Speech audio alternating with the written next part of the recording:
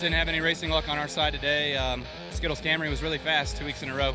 We were really fast and just have nothing to show for it. So proud of my guys, but come up short. We were just off all day. It was disappointing. I thought after practice we were going to be pretty good, and we just never really went anywhere and tried to switch a couple things up and could never really have the speed to stay up there or go forward. So that was kind of frustrating. I was not very optimistic about today, and I thought we'd be lucky to run top 20, and we got stage points, good stage points, and then a good finish. So, great day for Credit One Bank and Chicagoland Racing, and go to Watkins Glen and track that's a little sketchy in practice. So I'll have to be a little careful. Did a great job today. We did everything right except for, the timing of the cautions and have it all go our way. But could have done a couple things better on those restarts, but bottom lane was tough treading today. We were in good shape there. We had a good day overall. We weren't the fastest car, but, a couple of those guys, 18 and 11 were really strong. 20 was pretty good. But we were in position there to win it, or put ourselves in position to win. And 11 got us there in that lap traffic, and that was really the game changer. Marty, I thought we were going to steal one at the end on fuel mileage. Then one of those cars, like 25 laps down, decided to stop in the middle of the racetrack and ruin about half a dozen of our days. I don't know, there's like 10 different exits back there, and he decided to stop right in the middle of the racetrack. I'm going to have to get an explanation on that one. Glad we got another chance to re-rack and go get a couple more of those spots back that we gave up saving fuel, and it's good to be able to do it at this level, prove to everybody you can do it at this level. Every Sunday we're all out here battling, racing for our jobs, for our livelihood, and to have a good day, that's what it's all about. I knew we had a good car. Things changed throughout the race, and hotter conditions, everything starting at the back is tough, but I knew we had a good car, so to finish in the top 5 is definitely a great day. Well, you see right here, William Byron right there doing well, 62 points ahead. Guys, 5 races left in the regular season, 7 spots still up for grabs. The pressure is building.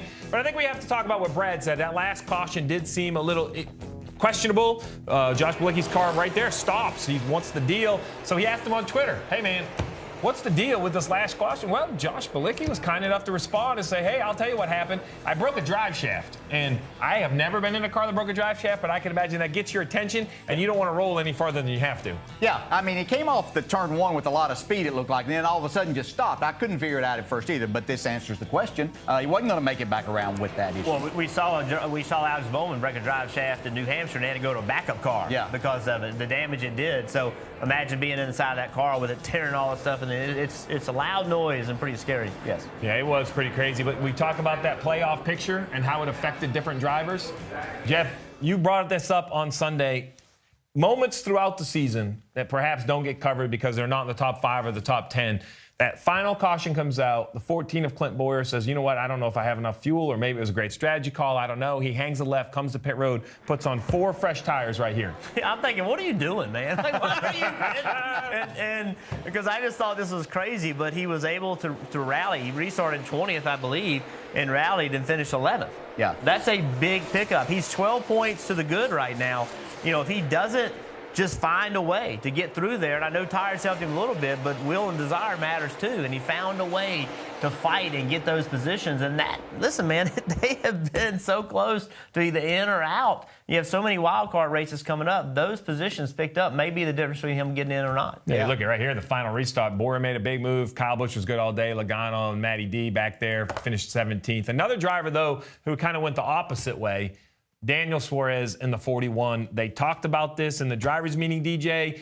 This is something that's been happening and getting worse and getting worse. These drivers laying back. But they made a comment. They said, guys, there will be no more laying back. We're going to penalize you. And on Sunday, it was the 41. Fair warned. And, hey, I understand as a driver, especially with the horsepower that they have now and trying to make a move. You can see Daniel Suarez, he timed it perfectly. Unfortunately, it's just not legal. You can't lay back that much and get that run. Otherwise, if it were okay, everybody would be doing it, and the restarts would be more crazy and more dangerous than what they already are. So, but unfortunately for Daniel Suarez and this 41 team, their graph is going to show them in the last 4 weeks going really down. They had got themselves in a really good spot, and now he's on the outside with a 31-point deficit right now, trying to pass some really good drivers in these next 5 races. And then I'm not sure what happened.